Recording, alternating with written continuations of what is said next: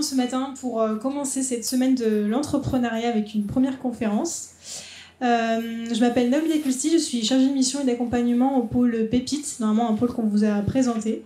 C'est le pôle étudiant pour l'innovation, le transfert et l'entrepreneuriat en Nouvelle-Calédonie. Un nom très long pour vous dire qu'on vous accompagne en fait à monter vos projets, qu'ils soient création d'entreprise, reprise d'entreprise ou association, seul ou en équipe. Donc c'est un dispositif qui est accessible quand vous êtes étudiant, mais quand vous êtes également jeune diplômé, si vous voulez vous sentez davantage prêt à la fin de vos études pour entamer un projet entrepreneurial. Et toutes les compétences que vous allez apprendre à Pépite vous seront utiles dans tous les cas sur votre CV.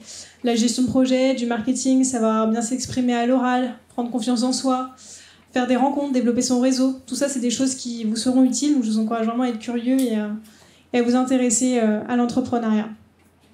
Donc ce matin, on va passer à peu près une bonne heure et demie ensemble. Je vais laisser la parole à Claire, qui nous fait le plaisir de se déplacer de la province Nord pour vous faire une présentation ce matin. Donc je vous demande de l'applaudir bien fort. Et donc le but, ce soit interactif. Donc voilà, soyez proactifs, n'hésitez pas à poser des questions, à intervenir. Je pense que Claire répondra avec plaisir à vos interrogations. Merci. Bonjour à tous. Donc je suis Claire Néporosegua. Je prendrai le temps un petit peu de vous expliquer qui je suis. L'objectif du moment qu'on va passer ensemble, donc je vais déjà vous parler un petit peu de qu'est-ce que l'entrepreneuriat. Je vais vous expliquer aussi la vision de ma société. Je vais vous parler d'une notion qui est la capitalisation de la compétence, les valeurs essentielles à l'entrepreneuriat, et puis après je vous présenterai un petit peu mon parcours et dans quoi j'exerce en tant qu'entrepreneur. Donc moi je tiens à remercier Naomi. Je trouve que vous avez énormément d'accompagnement aujourd'hui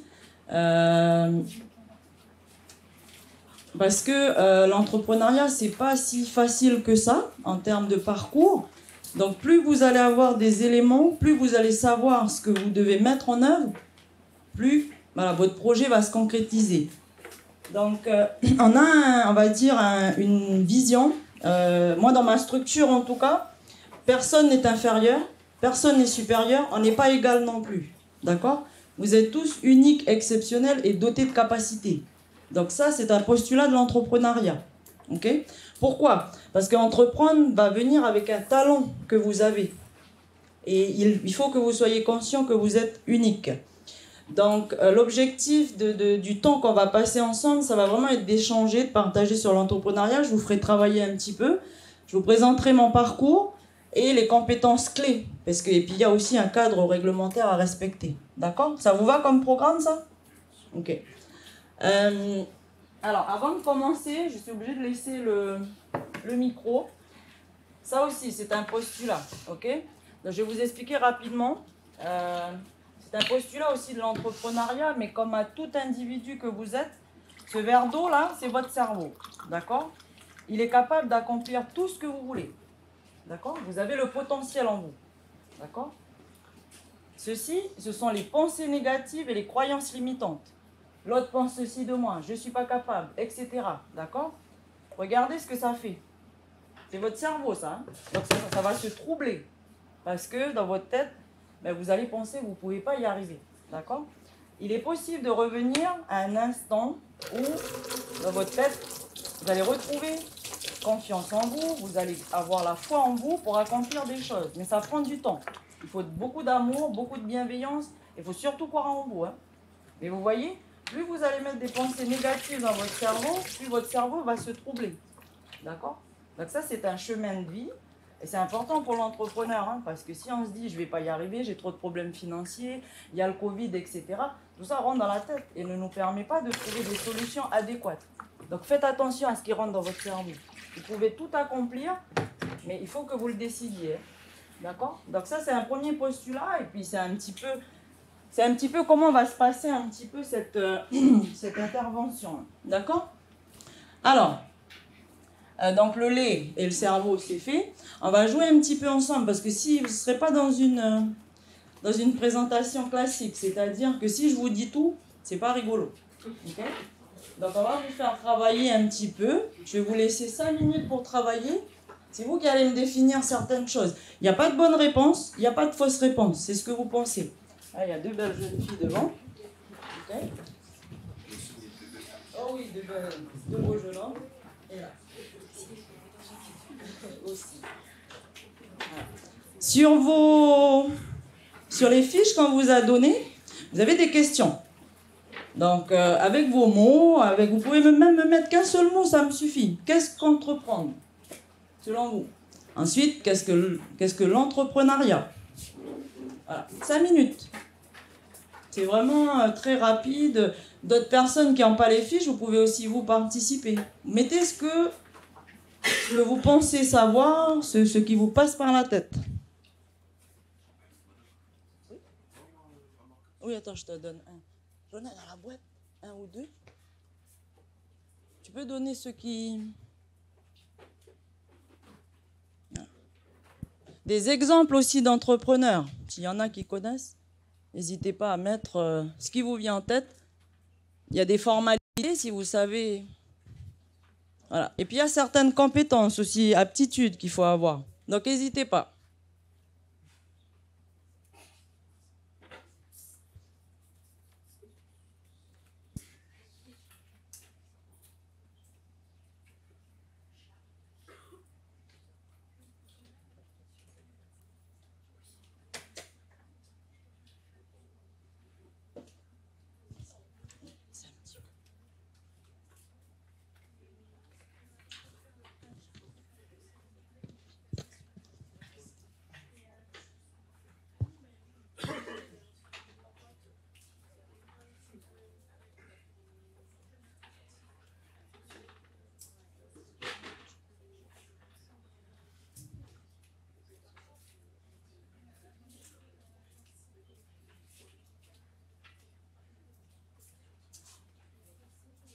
C'est bon? C'est qui a la première carte? Qu'est-ce qu'entreprendre? Je crois que c'est devant. Vous pouvez donner la définition que vous voulez. Hein? Allez-y. On s'est dit qu'entreprendre, c'est être indépendant. Oui. Avoir des choix libres tout en sachant se mettre des barrières. Mm-hmm. Et comme exemple, je décide de faire ce que je veux, Mm-hmm. où je veux et quand je veux. Et comme deuxième exemple, je décide de gérer moi-même mon argent. Ok. Et du coup, normalement, tu as la deuxième question. Qu'est-ce que l'entrepreneuriat? Tu l'as? Non, toi, tu n'as que entreprendre. Ok, moi, ça me va. L'entrepreneuriat. Qui avait la carte entrepreneuriat? Garçon? Ah, c'est les beaux jeunes hommes. Allez-y, je ne sais pas qui. Là-bas? C'est vous qui avez entrepreneuriat? Ok.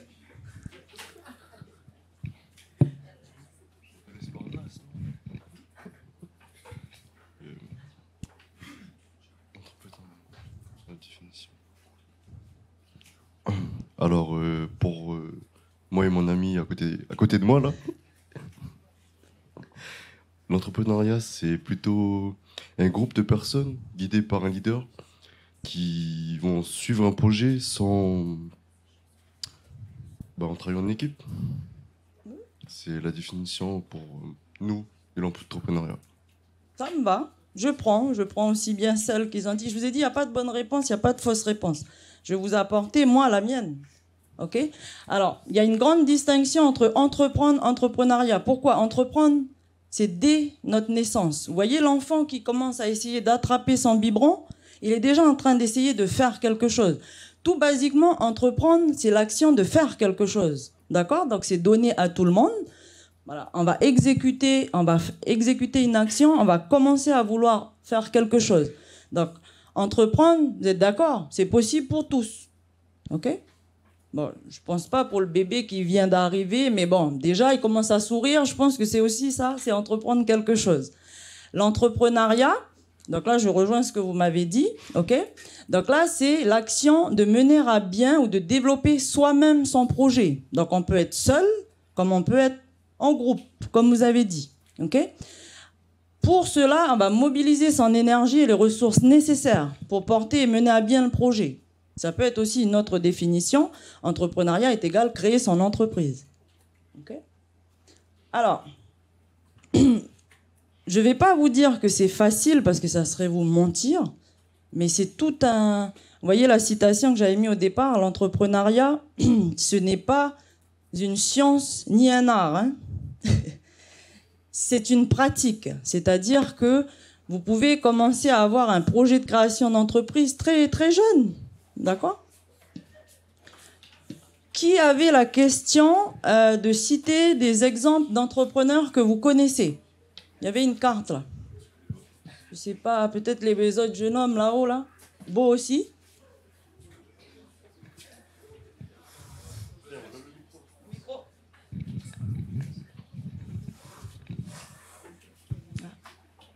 On prend 2 minutes pour laisser vous asseoir. Allez-y, passez.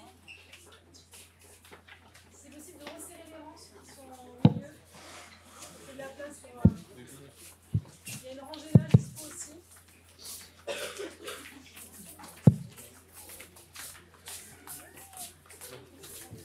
Il y a de la place là, juste là, messieurs. Là, voilà, la dernière rangée, il faut vous décaler. Comme là.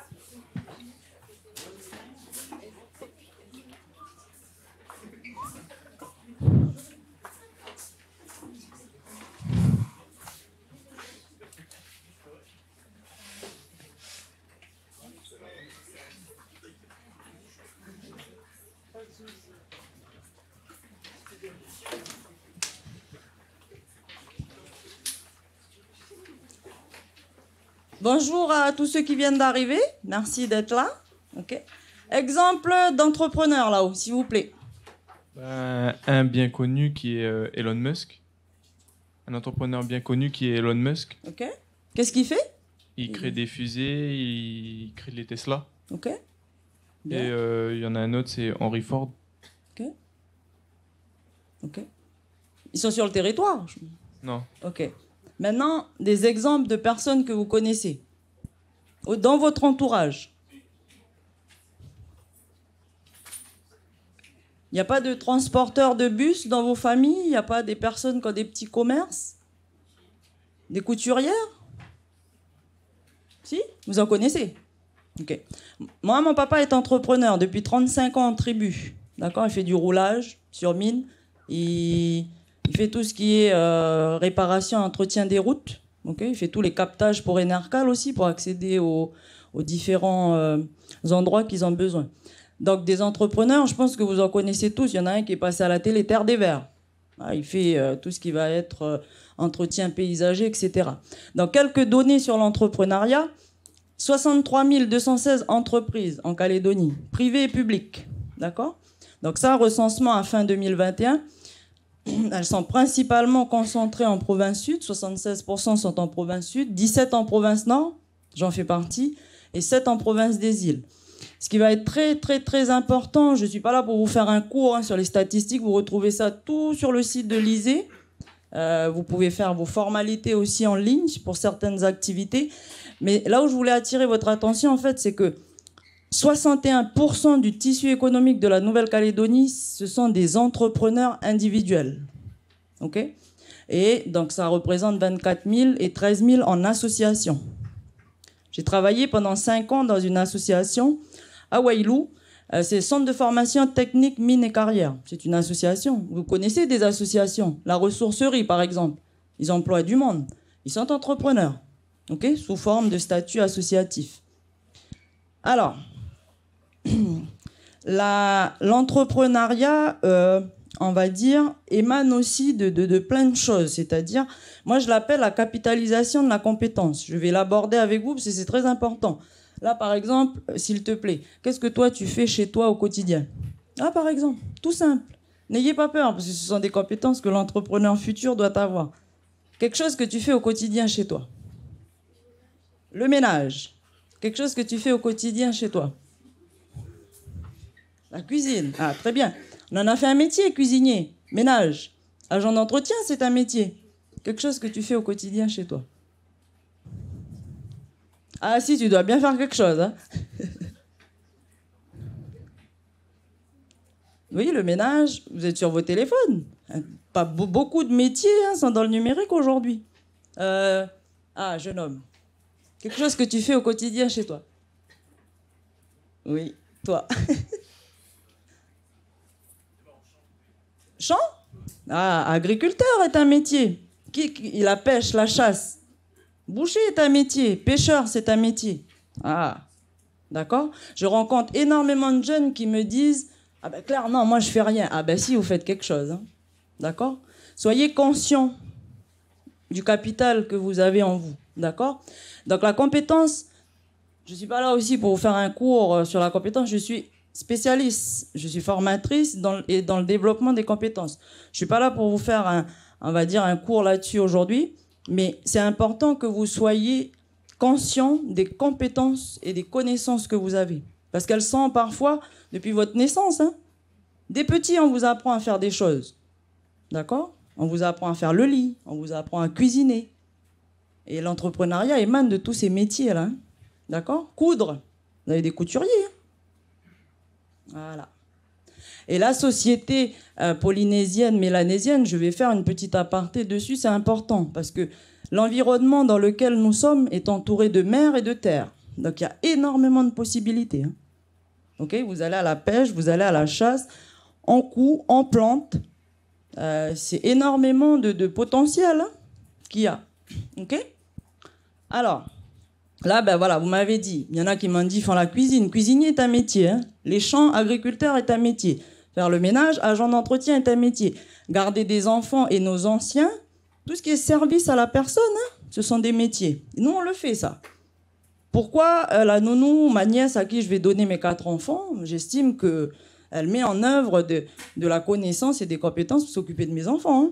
Travaux coutumiers. Alors, je le mets pourquoi?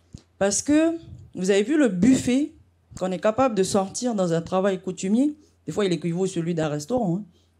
C'est une capitalisation, c'est un alignement de tâches, de connaissances qui va faire un gros travail. Il y a aussi beaucoup de compétences de management. Pourquoi? Parce que un tel va dire aux jeunes, vous faites ci. Les mamans dans la cuisine vont dire aux autres, vous faites ça. D'accord? Donc ça, c'est très, très important. Alors, bricoler, aménager, il y a des petits soudeurs, il y a des menuisiers. Ce sont des métiers. Pêcher, débrousser. On va pas parler de ceux qui débroussent. Voilà.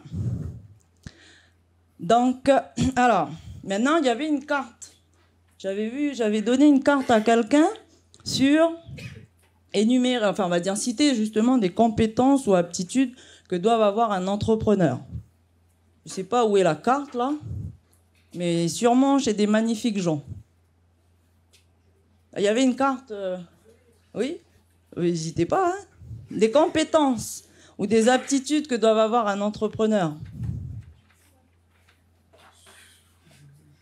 Ils ne veulent plus que je les regarde, je ne vais plus vous regarder. Mais je veux bien savoir où est ma carte.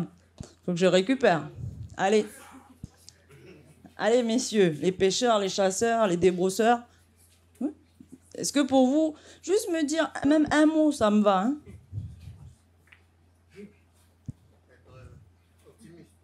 Bien, je prends. Oui, il faut croire en la vie, hein, les amis, hein, parce que sinon... Autre chose? Non? C'est déjà pas mal. Ok? Alors, je vais vous parler d'une notion qui est fondamentale.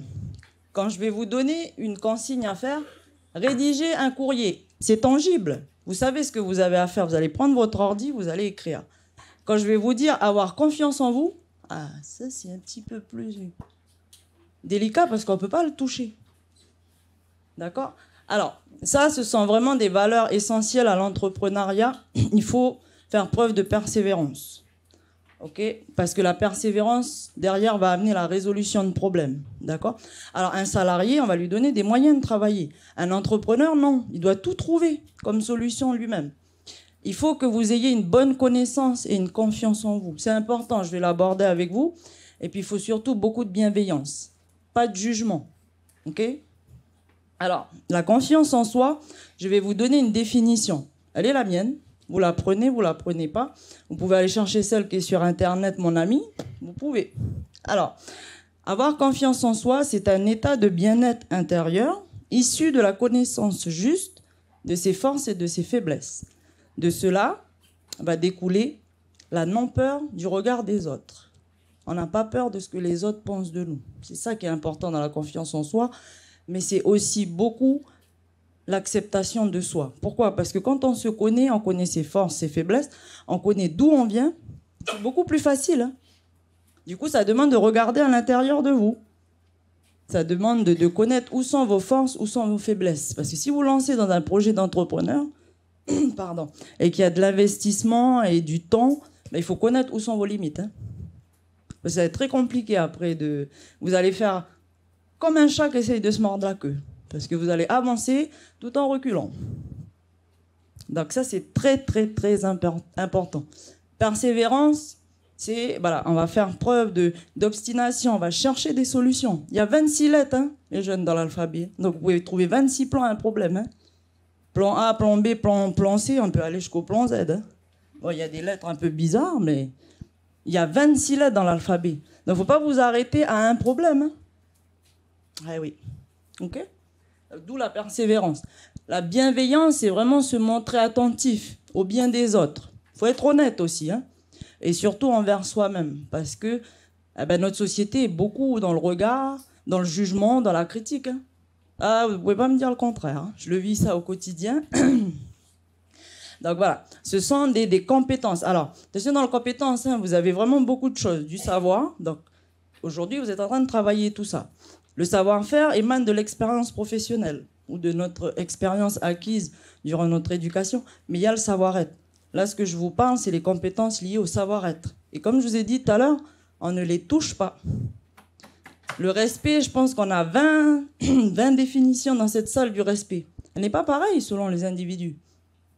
Est-ce que c'est bien, est-ce que c'est mal? C'est pas ça que je vous dis. Je vous dis que la confiance en soi, c'est beaucoup plus difficile que d'écrire un courrier. Hein. OK? Mais vous pouvez l'apprendre, ça se travaille. Hein. D'accord? Donc voilà pour ça. Ça, c'est les compétences liées au savoir-être. Parce qu'aller remplir des papiers, c'est facile. Et avoir confiance en vous, puis c'est un travail de toute une vie. Hein. Donc plus tôt vous vous y mettez, mieux c'est. Alors, j'avais une autre carte sur les démarches à réaliser. Pardon. Donc, je ne sais pas c'est qui a la carte sur quelques démarches à réaliser pour réaliser son entreprise.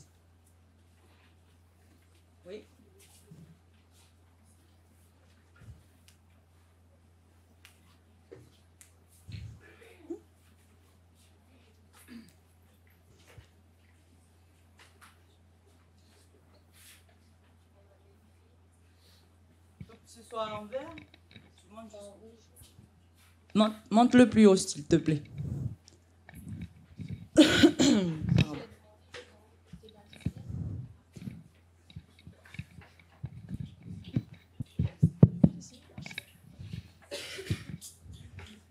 On avait marqué avoir un projet, Oui.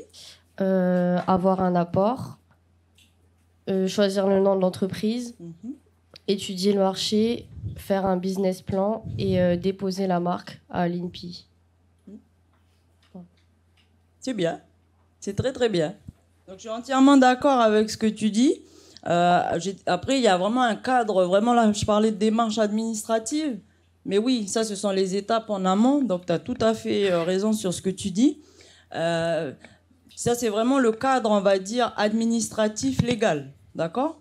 Tout ce qui, les entrepreneurs, qu'ils soient individuels ou en société ou en association, donc il y a un ressortissant lié à une chambre consulaire. Donc tout ce qui va relever du commerce et de l'industrie vont aller à la CCI. Toutes les personnes liées à l'artisanat, le boulanger, le maçon, le menuisier, le soudeur vont aller à la chambre des métiers. Tout ce qui est agriculture, pêche vont à la chambre d'agriculture. Et tout est centralisé à l'ISEE, donc Institut des statistiques économiques, d'accord, de la Nouvelle-Calédonie, donc des études. Donc il y a vraiment, c'est comme nous avec nos pièces d'identité, hein, on est recensé quelque part.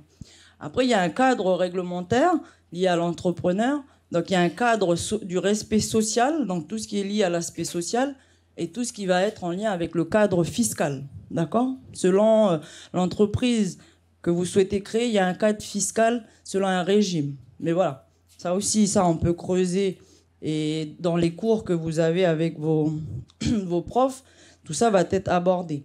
Maintenant, je vais vous parler de moi. Je vais vous dire exactement qui je suis. Donc moi, je suis Claire Néporosé-Goua. Je suis la fille de Léonard Néporosé et de Françoise. Je suis issue d'un métissage. Ma maman est haïtienne, mon papa est d'Ouaïlou. D'accord?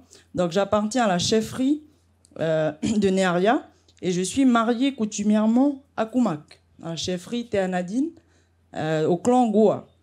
Ça, c'est important pour moi de vous le dire comme ça parce que c'est qui je suis. Ça passe par la confiance en soi. Hein. D'accord? Donc, je suis maman de 4 enfants. Ma fille aînée a été donnée au clan Néporosé. Et puis, mes 3 autres enfants appartiennent au clan Goua. Quoi vous dire d'autre? Ah oui, j'ai 7 frères aussi. Donc, mes frères m'accompagnent. Je suis la seule fille. Donc, ils m'accompagnent beaucoup un peu dans mon projet, dans mon parcours. Voilà. C'est un peu toute ma grande famille qui m'aide aujourd'hui. Ça fait partie de mes forces. Okay? J'ai des faiblesses aussi, hein, comme chacun de vous. Alors, ma vision en tant qu'entrepreneur, elle est la suivante. Entreprendre, m'accomplir dans le domaine de la formation. Je suis formatrice agréée par le gouvernement pour des personnes demandeurs d'emploi ou salariés. Ok? Alors, ma vision à moi, c'est je vais m'appuyer sur la diversité des cultures présentes au pays. Et je vais garder la mienne comme fil conducteur. Pourquoi? Parce que je suis kanak, métisse tahitienne. Voilà. Donc moi, ma culture, elle est très importante. Pour moi, parce que voilà, c'est qui je suis. Okay? Je vous dirai un peu plus dans le détail ce que je fais. Rapidement, mon parcours. Donc moi, j'ai un bac que j'ai fait à Blaise Pascal. Je suis une très jeune maman. À l'âge de 17 ans, j'ai été maman. J'ai décidé de travailler parce qu'il fallait élever ma fille. Donc, je travaille au gouvernement. Je travaillais pendant 3 ans. J'ai un petit peu fait différents services. Je travaillais aussi à Enercal. Mais moi, j'ai toujours travaillé dans la formation. Hein. Soit au recrutement, j'étais toujours au RH. Ma première expérience dans la formation, c'était à la direction de la jeunesse et sport. Et là, j'accompagnais les jeunes qui voulaient être animateurs ou directeurs des centres de vacances. Pardon. Et j'ai tout de suite éprouvé beaucoup de plaisir à renseigner les gens. Quand ils sortaient de mon bureau, ils étaient contents. Parce qu'ils savaient ce qu'ils avaient à faire. C'était très clair pour eux. C'est pour ça que je m'appelle Claire. Ok.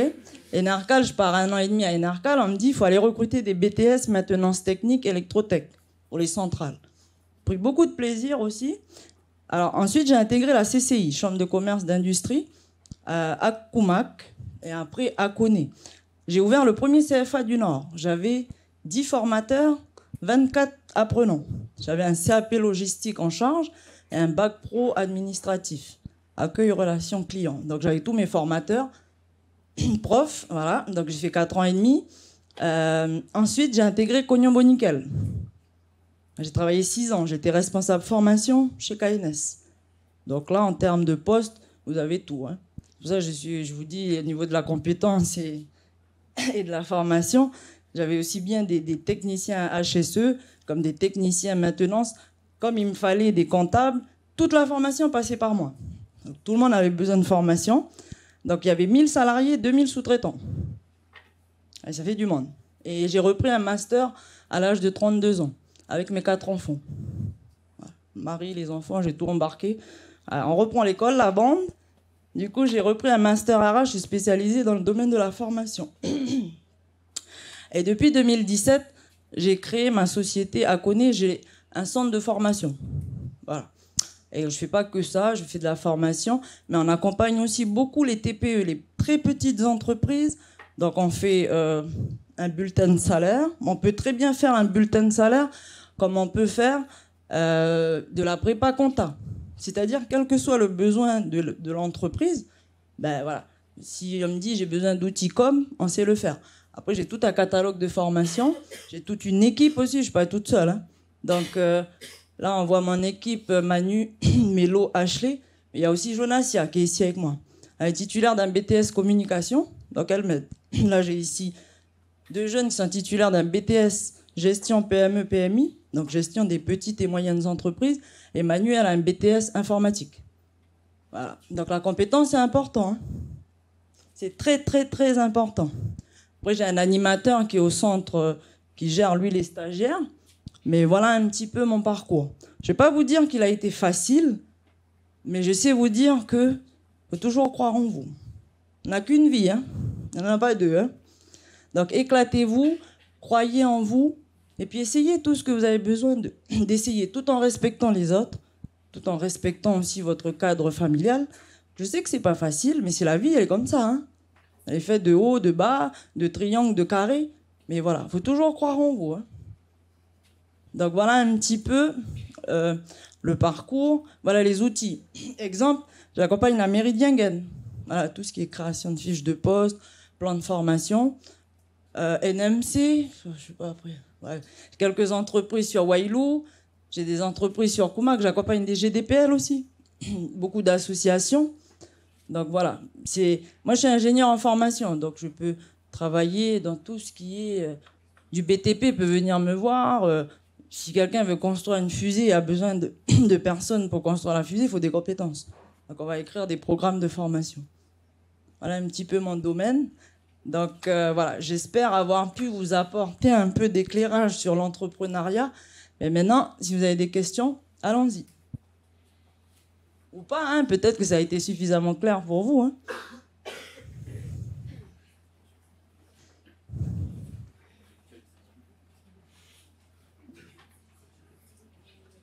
Après, je peux vous laisser mon mail, mais si vous avez des questions, n'hésitez pas. D'accord ? Sur l'entrepreneuriat, je prendrai toujours un temps pour vous répondre, voilà, dans la mesure du possible. Après, se connaître, hein, il ne faut pas vouloir des choses comme ça, puis de pas pouvoir les atteindre. C'est pour ça la connaissance de vous est très, très important hein, pour l'entrepreneuriat.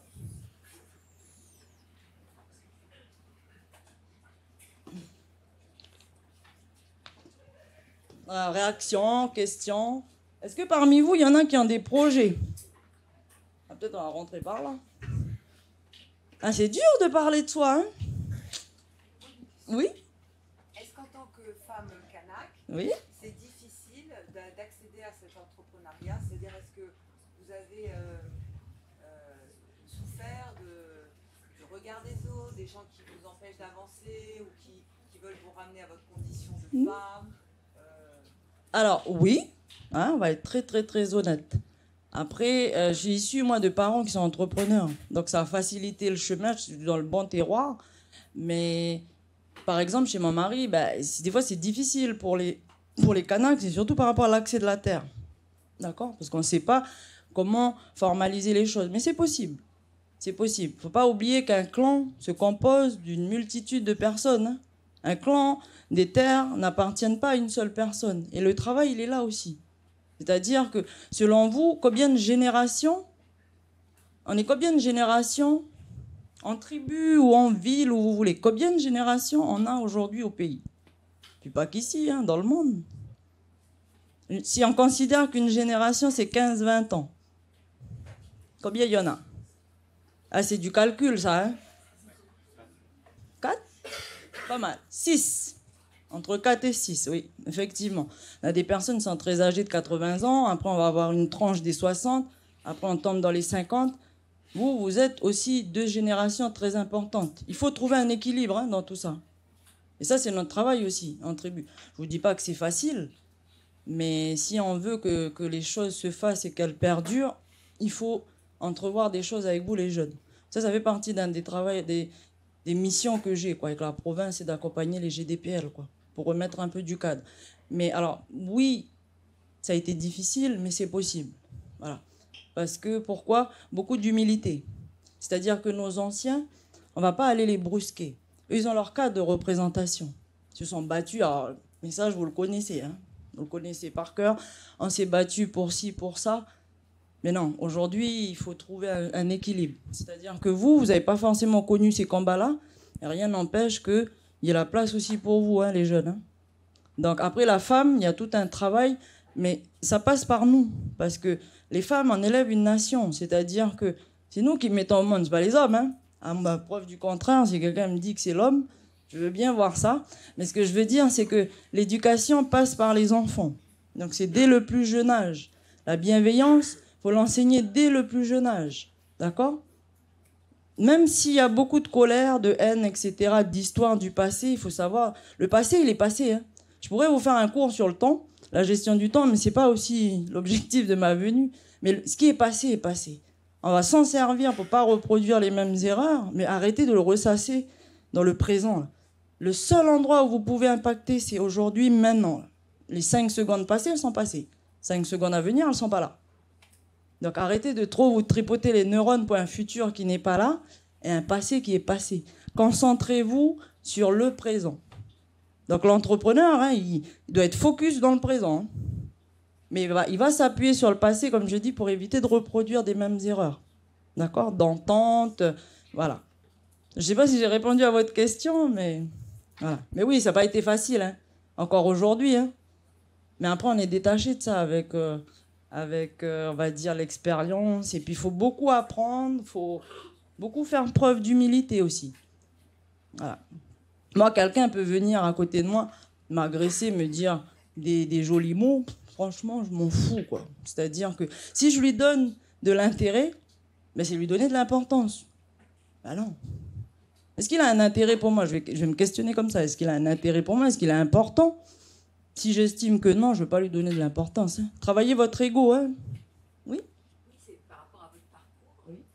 Est-ce que vous avez été aidé? À quel moment vous avez été aidé? Puisque vous venez d'une famille d'entrepreneurs, donc vous aviez déjà peut-être le chemin qui était tracé, et à un moment vous avez besoin d'aide extérieure. Où est-ce que vous l'avez trouvé cette aide? Et à quel moment de votre démarche?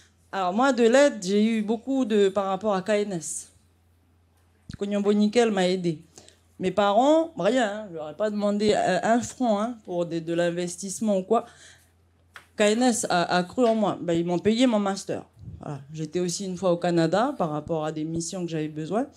Mais mon entreprise individuelle, c'est moi-même qui l'ai montée. Alors oui, j'ai eu de l'aide dans mon éducation. J'ai eu de belles valeurs. Ouais, on m'a appris à respecter tout le monde. Mais en ne perdant pas qui je suis. Je sais exactement qui je suis. Je connais mon éducation, je sais ce que j'aime, ce que je n'aime pas, mais je sais aussi respecter les autres. Après, si on ne me respecte pas, je ne respecte pas. Donc, si je devrais dire j'ai eu de l'aide, c'est vis-à-vis des valeurs qu'on m'a inculquées et de mes enfants et mon mari qui m'ont permis de reprendre mon parcours scolaire. Mon mari me laisse aussi à m'accomplir hein, c'est important. Pour moi, c'est aussi de l'aide parce qu'il accepte ce que je fais. Mais financièrement, non. J'ai tout fait, on va dire, en auto-financement. Moi, en tout cas, je n'ai pas bénéficié jusqu'aujourd'hui. Je suis en fonds propres parce que voilà, j'ai un business plan. Je n'ai pas eu encore à faire d'emprunt. C'est prévu là pour un laboratoire de cuisine et une navette. Parce que quand on forme des personnes, il faut les nourrir, il faut les transporter. Ça fait partie aussi de la formation professionnelle continue. Donc peut-être cette année, après 6 ans, je vais peut-être demander de l'aide. Je n'ai pas aujourd'hui... Parce que mon activité, j'avais mis un peu d'argent de côté. J'ai travaillé en tant que salarié hein, pendant quand même 20 ans, hein, c'est pas rien. Et puis voilà, mais pas aujourd'hui d'emprunt. Je ne suis pas passée par l'ADI, par Initiative NC et tous les organismes existants, pas encore. Comment vous avez commencé? Alors vous étiez seule, petite structure, pas oui. besoin forcément de beaucoup d'investissement. Voilà, c'est exactement ça. J'ai ouvert ma patente et mon activité me suffisait à moi-même. J'aurais pu continuer comme ça. Puis après, on est venu me demander, il faut que tu fasses de la formation. Du coup, j'avais besoin de moyens. Je ne peux pas faire ça toute seule. Mais genre, pendant 3 ans, j'avais 2 entreprises que j'accompagnais, mais je gérais tout, quoi. Je gérais des équipes pédagogiques de 10-12 personnes. Donc, le volume que j'y donnais était suffisant pour avoir mon chiffre d'affaires. J'avais besoin d'une voiture, un bureau, un ordinateur. Voilà. L'ordinateur, j'ai pu le financer. La voiture, je l'ai passée dans mon entreprise, ma voiture à moi, pour les frais. Mais voilà. Après, par contre, une des contraintes que j'ai, c'est que je fais énormément de routes. En moyenne, sur une semaine de... Je sais pas, vous avez une semaine de combien de cours à peu près? 30, 40 heures à peu près, ça dépend. Voilà. Ben, moi, sur une semaine de 40 heures, je fais 12 heures de route minimum. Eh oui. Peut-être Koné Nouméa, vous avez 6 heures. Mais parce que je travaille beaucoup à Yingen, je travaille à Wailou, je travaille à Koumak. Voilà. Du coup, je fais beaucoup de routes, quoi. Et ça, c'est une des grandes contraintes de mon entreprise. Voilà, du coup, j'essaye de tout centrer à Koné, mais je travaille beaucoup avec les jeunes de Nakitikwawa aussi. Nakitikwawa, c'est assez loin. Mais voilà, ou Poya, je vais en tribu aussi, je travaille beaucoup en tribu. Kalagomen, Poum. Ouais, du coup, je fais beaucoup de routes, quoi. Voilà. Qu'est-ce qui a motivé justement la reprise d'un master? Est-ce que c'était dans cette optique de d'entreprise Ah. Ah, la question de Naomi, là, elle va venir raviver des choses. Alors, je vais vous expliquer. Quand j'étais à la CCI, que eux aussi, je suis reconnaissante, etc., m'avaient expliqué. Alors, je faisais un travail d'agent de maîtrise. Alors, pareil, hein, je ne vais pas vous faire un cours sur les classifications salariales, etc. Je pourrais. Alors, dans le monde de l'entreprise, vous avez les ouvriers, le salariat, vous avez les OE, ouvriers employés, agents de maîtrise et cadres. Après, vous avez les hauts dirigeants qui encadrent tout ça. On a des objectifs communs, c'est-à-dire que la direction va fixer des objectifs qui, les cadres vont s'appuyer de leurs agents de maîtrise, qui les agents de maîtrise vont s'appuyer de leurs OE, ouvriers employés, pour exécuter les tâches, atteindre les objectifs, être performant. Voilà, c'est pour ça que je ne rentre pas là-dedans. Alors, CCI, 4 ans et demi, je ramenais 50 millions de chiffres d'affaires à l'année. Okay, donc, je vendais le catalogue formation SST aux entreprises, chariot élévateur, enfin les modules, je vais pas vous citer le catalogue de formation qu'il y avait à l'époque, mais dans le Nord, hein, moi je m'occupais, je n'étais pas à Nouméa. Je gérais un CFA, donc j'avais 10 formateurs, on était très polyvalents. Dans le Nord, c'est des plus petites structures qu'à Nouméa. Donc ça nous demande d'être très, très, très polyvalents. Okay, je faisais du démarchage, mais j'étais OE, parce que j'avais qu'un bac. Alors j'étais ouvrier employé. Alors un ouvrier employé, si on décrit ce qu'il fait, il exécute des tâches. Il ne pense pas stratégie, il ne va pas vendre de la formation. Un ouvrier employé va rester soit à l'usine, soit rester au bureau. Sauf s'il est amené à évoluer. C'est possible. Je ne vous dis pas que vous devez que vous cantonner à ce que vous faites. Non, ce n'est pas comme ça la compétence. Mais moi, dans mon cas, à la CCI, c'était ça.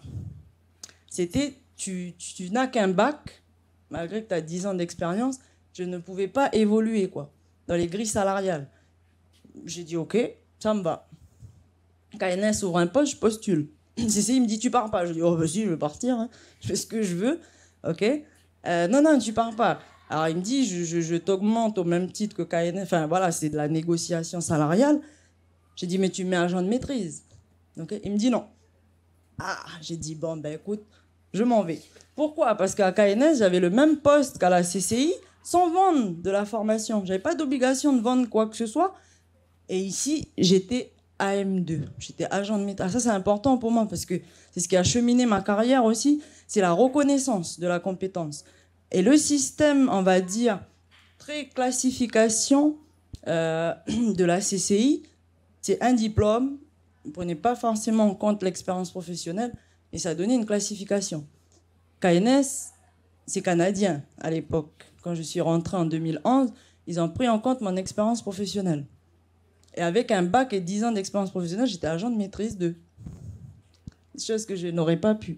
Et d'emblée, à mon recrutement, ils avaient déjà prévu de faire un master si je me sentais bien là-bas, quoi.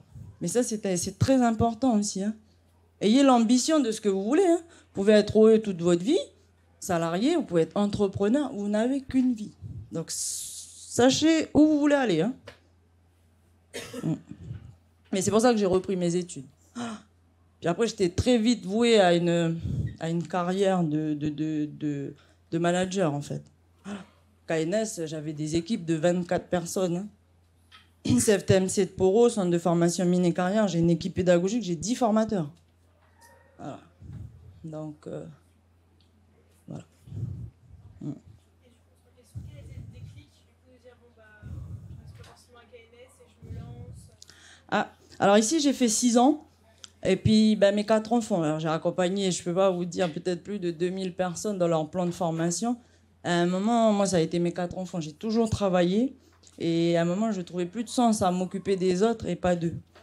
Voilà, parce que c'est un rythme. Quand on est cadre dans une société, ben, voilà. Là, je dormais KNS, je vivais KNS, je mangeais KNS. J'étais malade, j'étais à KNS, quoi.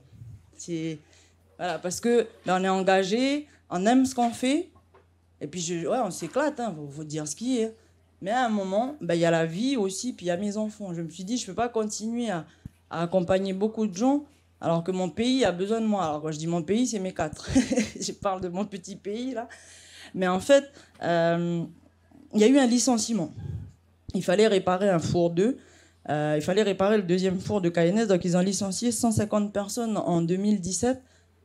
Et toute l'équipe formation, parce qu'en général, quand il y a des crises budgétaires, la formation, elle ramasse. C'est-à-dire que de 23, moi, je me suis retrouvée toute seule. à gérer pour 1000 salariés. Techniquement, c'est pas possible.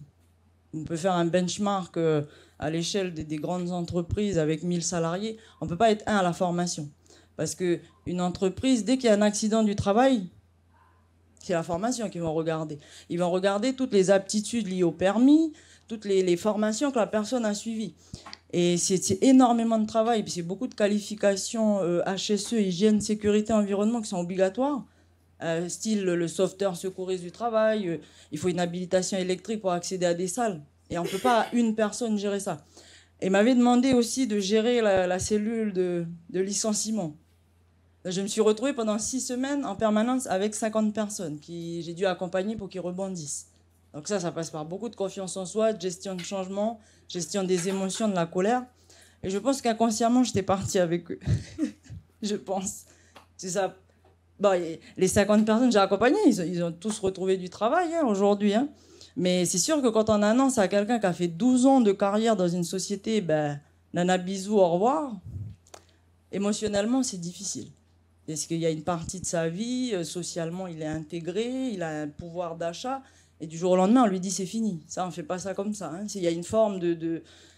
Voilà. C'est très complexe, mais moi, je pense que les avoir accompagnés 6 semaines non-stop sur faire des CV, faire un entretien de motivation, etc., je suis partie avec eux, quoi. Voilà un peu ce qui s'est passé. Donc, voilà.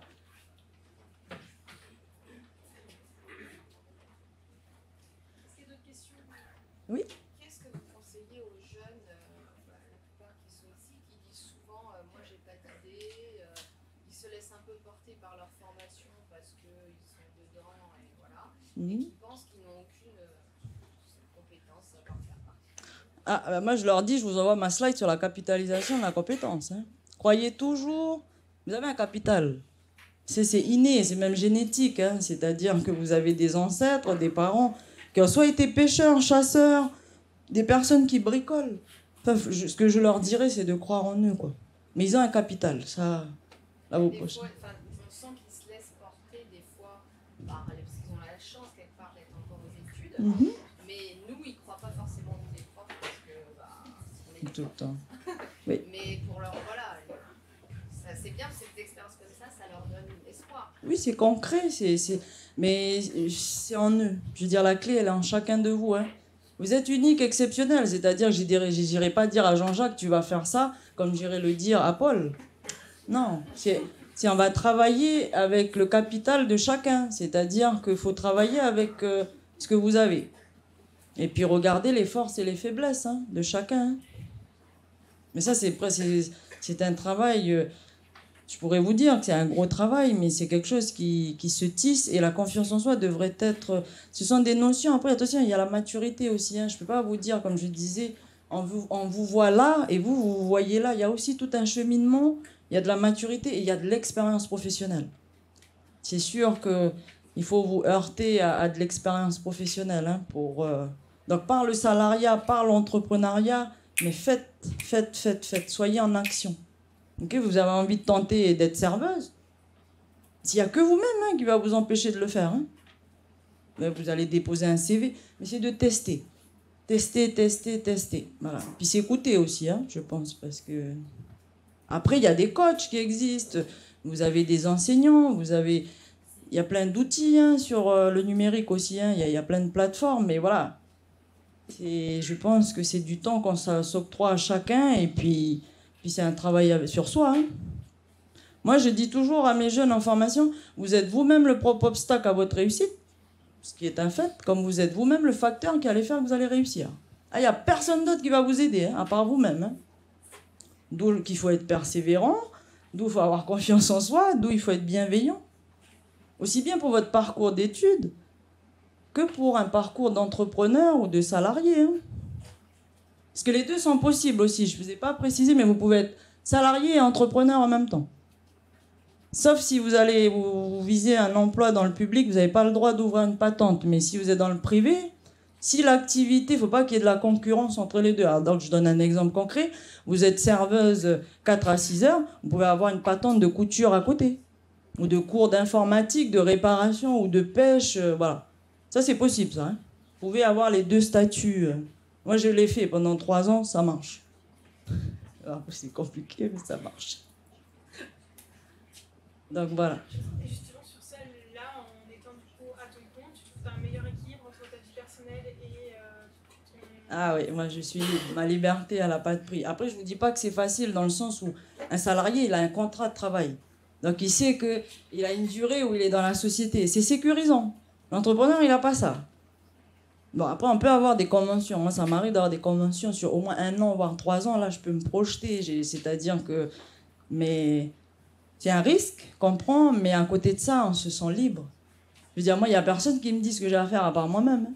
Donc, en termes de créativité, on peut tout tester avec les filles. Hein. Ah ouais, ça, par contre, ça, c'est kiffant. C'est kiffant d'être son propre patron. En termes de liberté, waouh. Voilà. Puis après, ben, j'arrive mieux à jongler ma vie en tant que maman, que femme coutumière, parce que j'ai des grosses responsabilités aussi coutumières. Faut jongler entre Koumak, Wawilou, voilà, Niroumoin, Wawilou, Koné. Voilà. Est-ce que tu as des exemples du coup, de jeunes que tu as pu accompagner, qui ont osé se lancer Oui. Ben, Mélodie, Ashley et Manu. Alors, Jonassia, elle est salariée de mon entreprise. Manu a une patente. Ashley a une patente. Et Mélodie a une patente. Alors, je leur ai laissé le choix. Je pouvais les embaucher. Alors, une des spécificités de l'entrepreneur ne doit pas avoir un seul client. Sinon, ça s'appelle de l'emploi dissimulé.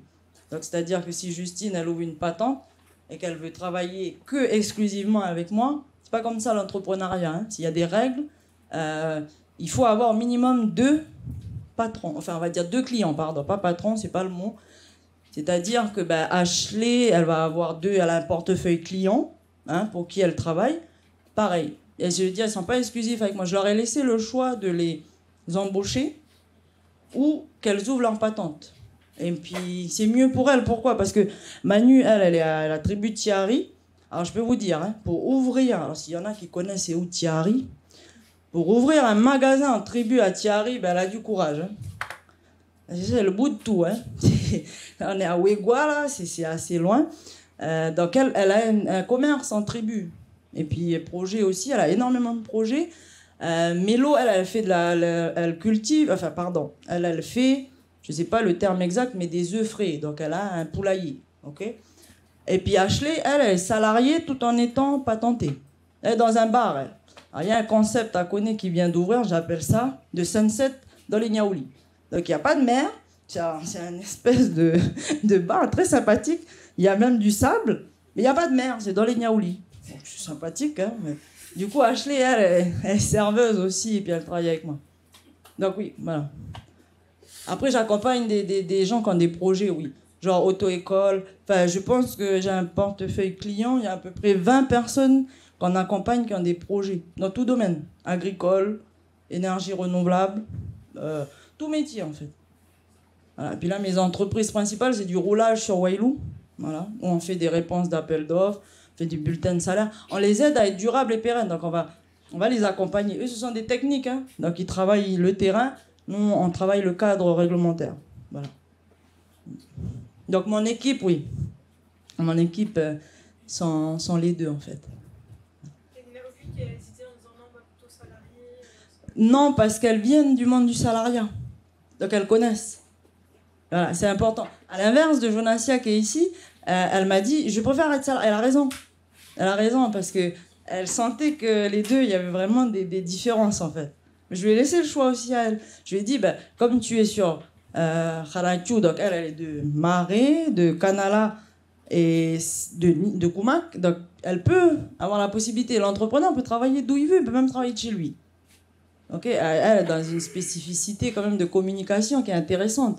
Ils ont des métiers, voilà, pas forcément besoin d'être présente, quoi. Hein. Donc je lui ai dit, tu peux avoir d'autres clients. Elle a été elle a joué la carte de la prudence, voilà. Et puis dans son projet aussi, c'est mieux, là. Comme ça lui donne une expérience, un bulletin de salaire, déclarer les impôts, etc. Il faut vivre les deux, hein. C'est important. Pour voir la différence entre les deux. Voilà, les contraintes, les obligations qu'on a. Le salarié n'aura pas les mêmes qu'un entrepreneur. Hein. Plus vous aurez de l'expérience, mieux c'est. Voilà. Puis bon, j'ai dû accompagner 5-6 entrepreneurs qui ont leur entreprise aujourd'hui et c'est très satisfaisant de les voir. Voilà. Donc on est parti du business plan. Ah oui, c'est des gros montages. Il y a une auto-école qui est en train de s'ouvrir sur Wailou. Elle avait besoin de 80 millions d'investissements. Il y a un camion poids lourd, il y a un centre, il y a des voitures à double commande, il y a, il y a du matériel. Donc là, c'est en pleine finalisation, c'est bien.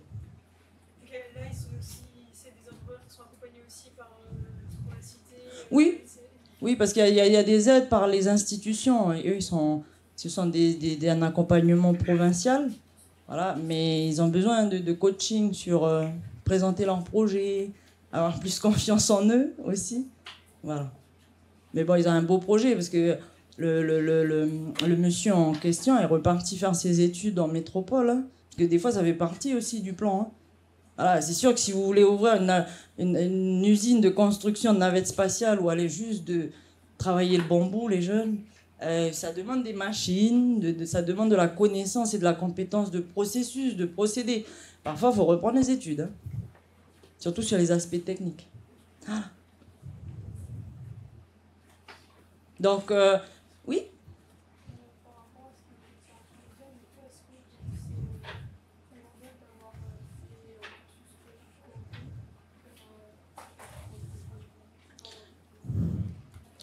Alors, oui et non. Là, oui et non. L'expérience liée à votre parcours scolaire, il est important. Il est important parce que vous avez besoin d'avoir des compétences solides en maths, français. C'est sûr que si vous voulez être entrepreneur, il y a beaucoup de calculs, hein, beaucoup de maths. Et puis même pour calculer vos prix de revente, etc. Non, moi, j'encouragerais toujours au niveau scolaire.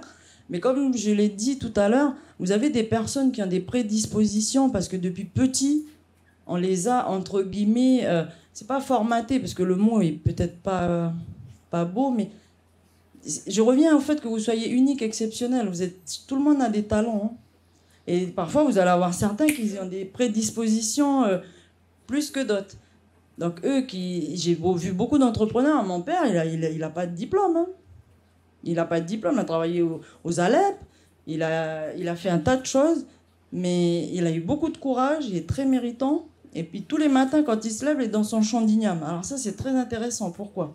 Parce qu'il y a un équilibre de l'homme, et puis après, il donne ses consignes. Il a quand même 8 salariés, mais il n'a pas de diplôme, mon père. Hein.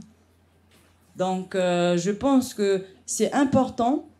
Ça demande des compétences. Donc, il faut que vous ayez un parcours scolaire, une base. Et après, voilà. Après, rien n'empêche. Je pense que ça dépend aussi de chacun. Ça dépend de chaque... Parce qu'il ne faut pas aussi vous dire « Ah, j'ai plus besoin de rien, je me lance en tant qu'entrepreneur ». Non, parce qu'il y a un parcours derrière. Hein. Mais nous, on est là pour vous accompagner.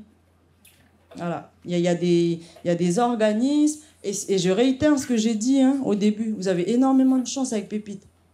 Moi, en 2003, j'étais à l'université en doc de droit. Bon, je fais qu'une année.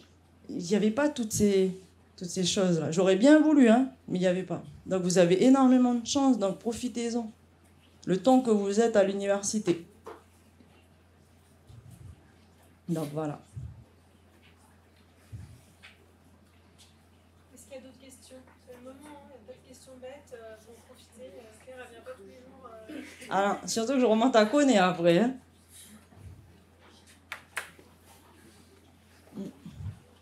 En tout cas, c'est un réel plaisir de vous voir. Voilà, j'ai réussi quand même au départ à ce que vous vous sentiez un peu bien là.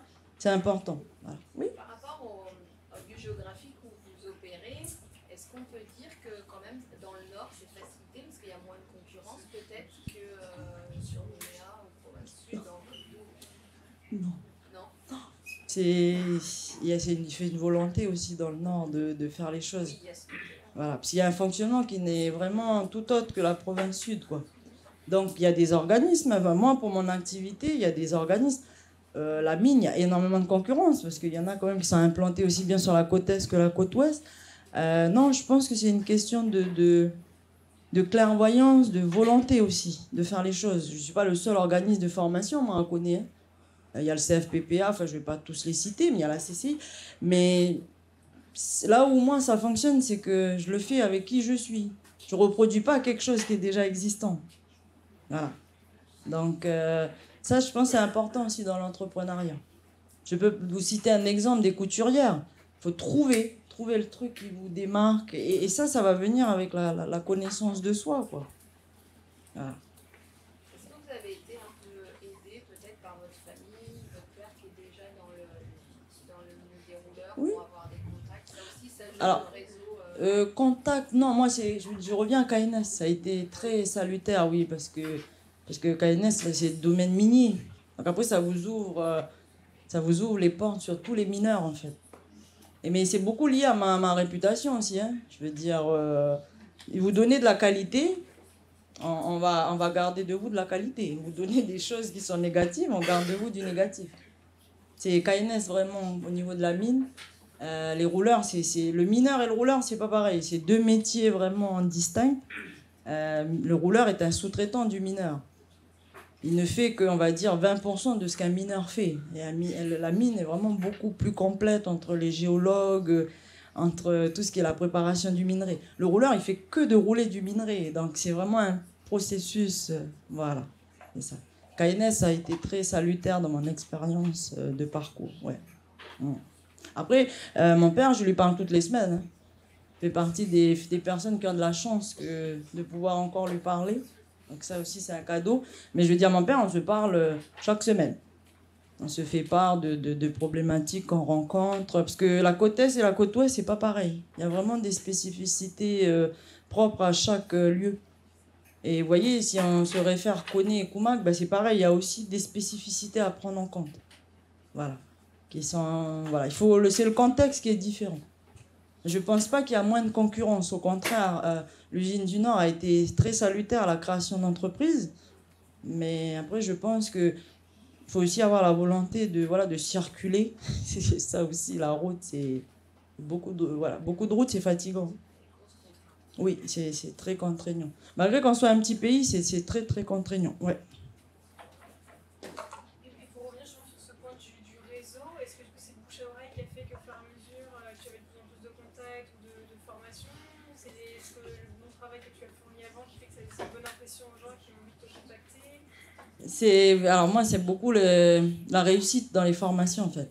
J'accompagne tout public, c'est-à-dire je peux accompagner quelqu'un qui a des difficultés à lire et écrire, comme quelqu'un qui a un master. C'est le fait on va dire, ça s'appelle l'individualisation. Chaque individu est unique. On va travailler vraiment l'individu. On va pas travailler, on va rester sur des théories. Il y a toujours du cadre théorique, mais c'est l'individu, moi, qui m'intéresse. C'est pas voilà, donc j'ai d'excellents taux de réussite, par exemple, aux examens du code de la route pour des jeunes qui sont en situation d'illettrisme. Voilà. Il y a une spécialisation aussi en compétences essentielles. Voilà. Donc, par exemple, en 2022, sur 80 personnes qu'on a accompagnées, j'ai 60 personnes qui ont réussi. C'est énorme. Ouais. Et je peux partager avec vous parce que une des plus grandes réussites que j'ai pu faire, c'est accompagner une dame qui a échoué pendant plus de 10 ans, 18 fois le code de la route. C'est énorme. C'est énorme. Profil de la dame, elle a 35-38 ans. C'est une femme qui a vécu des violences, je pense, conjugales. Du coup, elle a eu beaucoup de problèmes de confiance en elle. Elle s'est toujours débrouillée pour trouver des petits jobs, des boulots pour élever ses enfants. Mais elle avait des gros problèmes liés au stress. Du coup, elle a confiance en soi. Donc, passer 3 semaines avec moi, cette dame a eu son code.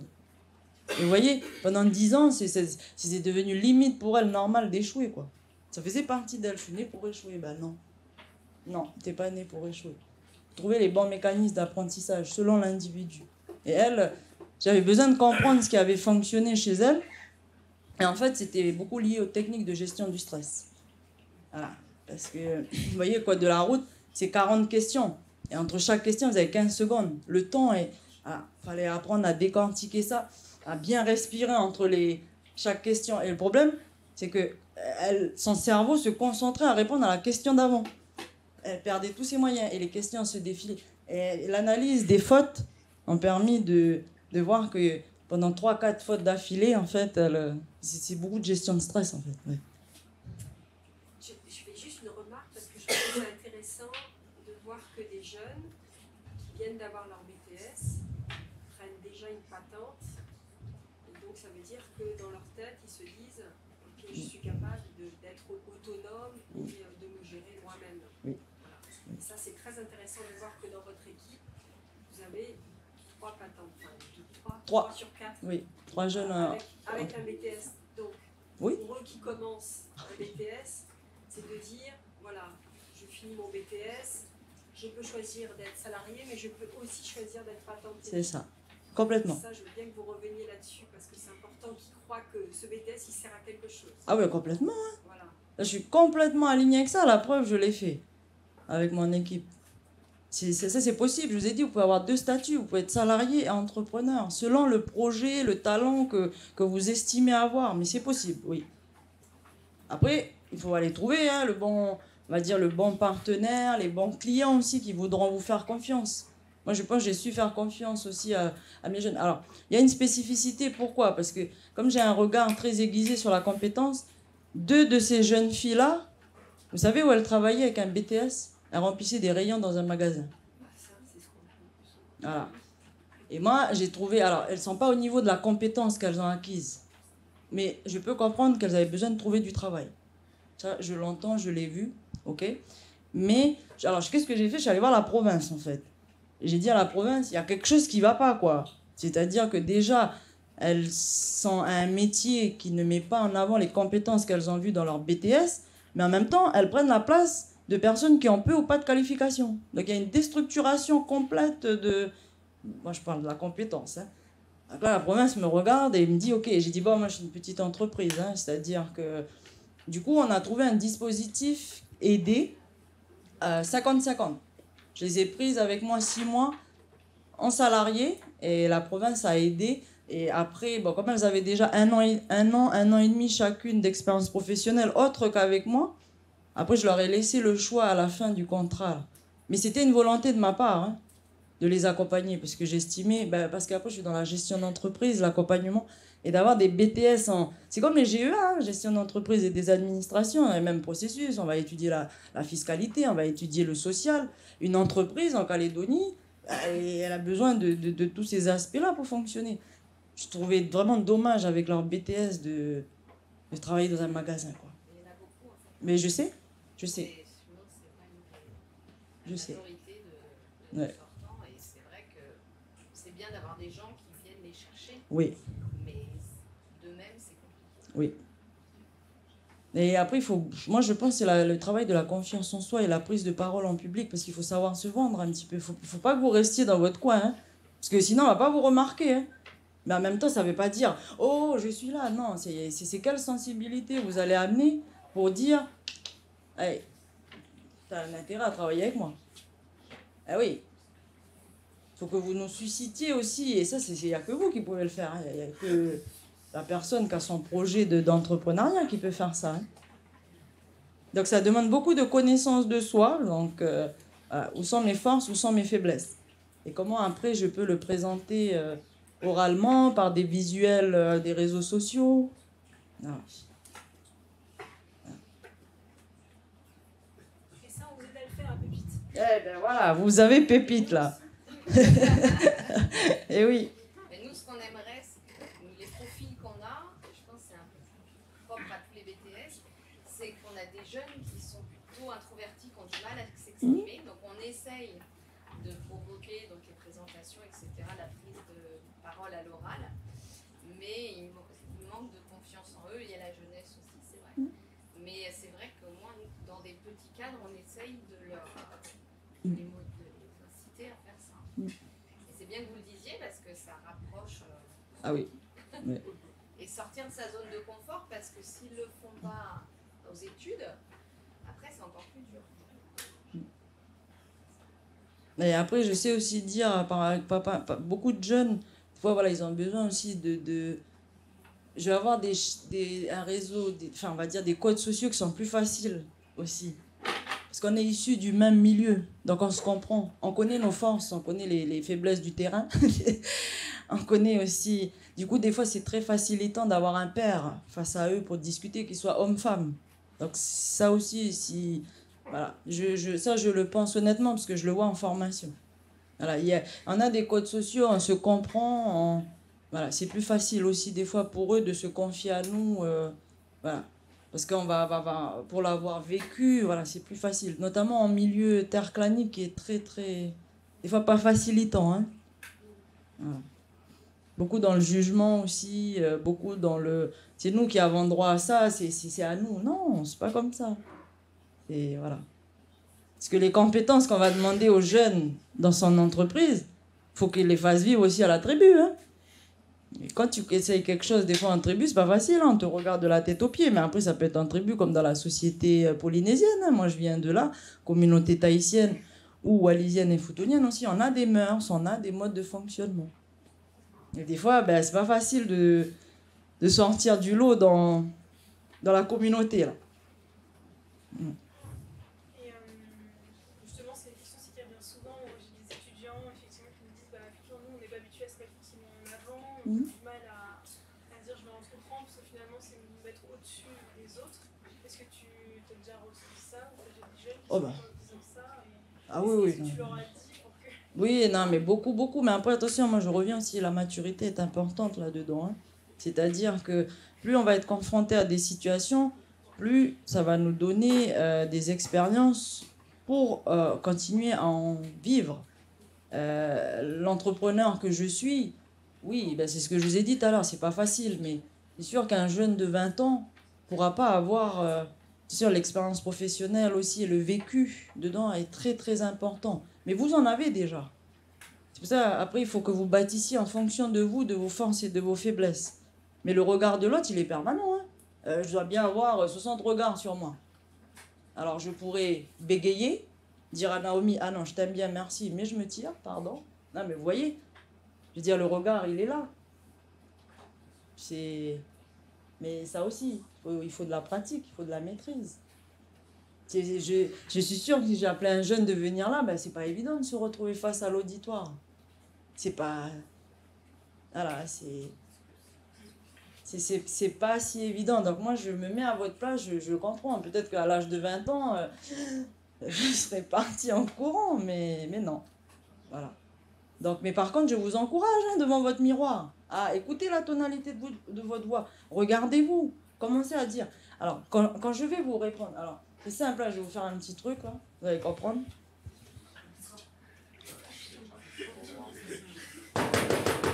Ok. Alors, 2 réactions chez vous. Chez des individus assez normaux ou pas. C'est qui, qu'est-ce qu'elle veut. Et quand vous prenez la parole en public, répondez à ces 2 questions. Expliquez qui vous êtes et pourquoi vous venez là. Après, s'il y a des questions, on va vous demander. Ah, quand j'ai frappé, voilà ce que vous êtes demandé. Oh là, c'est qui, il y a quoi? Quand quelqu'un vous appelle, c'est qui, il veut quoi? Réflexe. Ma prise de parole, c'est ça. Qui je suis et pourquoi je viens me présenter là. Et entraînez-vous. Alors, qu'est-ce qui vous empêche de le faire? Il n'y a personne à part vous-même. Hein. Donc, vous pouvez commencer maintenant si vous ne le faites pas déjà, mais apprenez à vous exprimer. Parce que moi, aujourd'hui, si je discute avec toi, c'est toi, je veux savoir qui tu es. C'est pas le copain d'à côté. Il n'y a que toi qui peux me dire qui tu es. Ah oui. Donc, si vous voulez vendre votre entreprise ou vous voulez obtenir un poste, c'est vous, hein?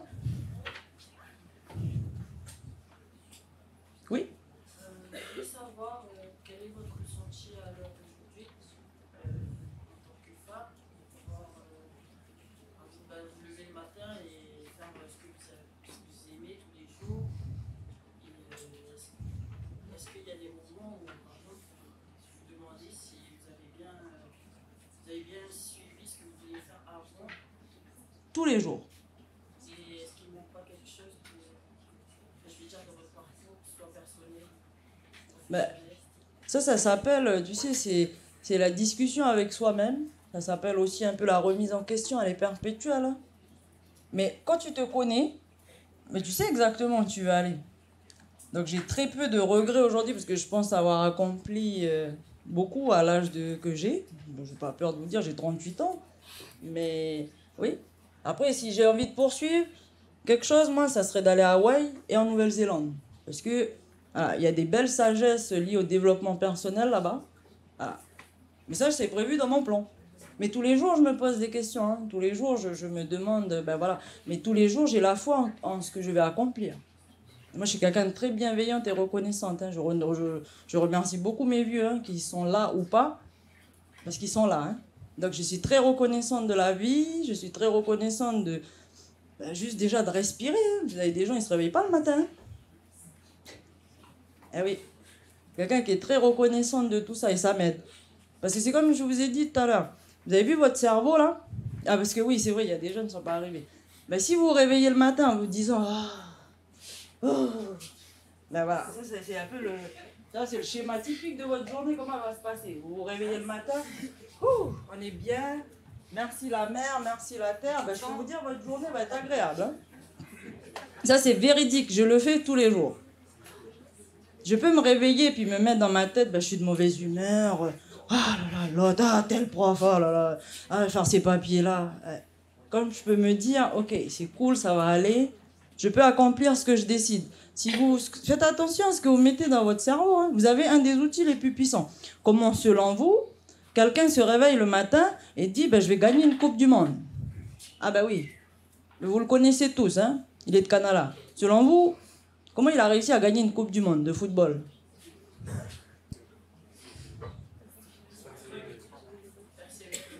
Ça vient de qui? Il n'y a personne hein, qui lui a mis le ballon dans le pied. Hein. Tous les jours, il court lui-même. Hein. Comment un autre monsieur se réveille et dit « Oh, ben, je vais créer Apple. » Tiens, tout simplement. C'est parti d'une idée, hein. C'est parti de son mental. Ben, l'entrepreneuriat, c'est pareil aussi. Hein. C'est les idées que vous cultivez dans votre cerveau. Hein. C'est sûr que si vous cultivez des idées bizarroïques, beaucoup de jalousie, beaucoup de « moi ceci, l'autre cela », ça s'appelle l'ego. Hein. Ben voilà, ça aussi, ça se travaille. Ça fait partie de la confiance en soi, ça. Donc, faites attention à ce que vous cultivez dans votre cerveau. Mettez des choses positives, mettez des choses qui vous font du bien. Si vous mettez des mots négatifs, ben vos comportements, vos réflexes seront négatifs. À l'inverse, que si vous mettez du positif, ben ça sera positif. Voilà. C'est peut-être un peu la conclusion, d'ailleurs. J'ai répondu à ta question? Okay. Ah, merci.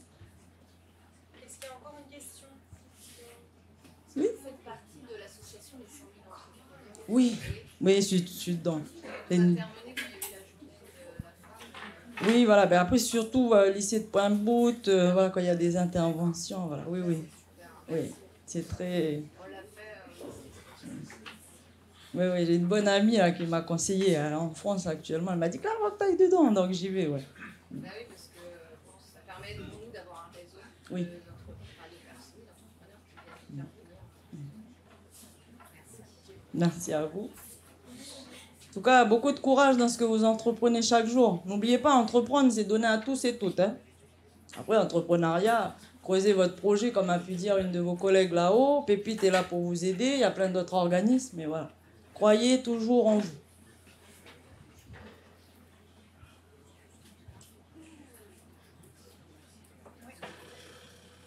Merci Claire, on peut applaudir Claire. Merci beaucoup. Parce que c'est pas parce qu'on est habitué à le faire que c'est forcément un exercice facile. Voilà, peut-être qu'un jour ce sera vous qui serez en face. Je vous le souhaite en tout cas d'une de plusieurs classes pour donner envie d'entreprendre. Et donc, comme Claire, comme moi, comme vos enseignants, comme plein de gens qui vous entourent, il y a des personnes qui ont envie de vous aider, qui sont là pour vous accompagner. Tant que vous êtes étudiant, ces dispositifs comme Pépite, et il y en a d'autres, sont gratuits, donc profitez-en. L'aisance à l'oral, on en parle, effectivement, c'est important. Je pourrais vous donner de beaux exemples d'étudiants de l'année dernière qui sont venus me voir, qui étaient prêts à se cacher derrière le comptoir et qui aujourd'hui sont capables de vous parler de leur projet sans être gênés.